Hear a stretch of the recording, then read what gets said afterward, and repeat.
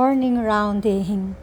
Ayan si Patula ko at si Sigarilyas. Itong si Kalabasa, may kumakain na bugs. Kailangan ma-sprayan ko. Ito naman si Sitaw. So, sa sobrang kapal, nagiging konti lang yung bunga. Mabuti na lang si Okra at masipag mamunga. At saka grabe ang laki-laki, sobrang laki ni Okra kaysa sa akin.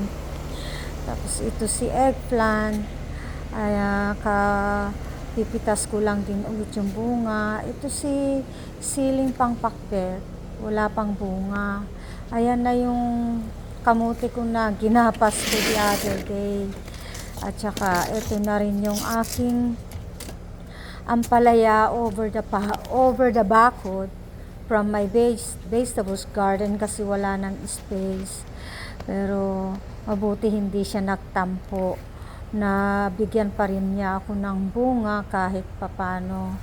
Dadalawa lang yung tumubo, kaya dito ko na siya itinanim sa pots na malaki. Kaya eto ang aking vegetables garden. Grabe, ang saya ng pakiramdam pag makita mo yung pinagpaguran mo.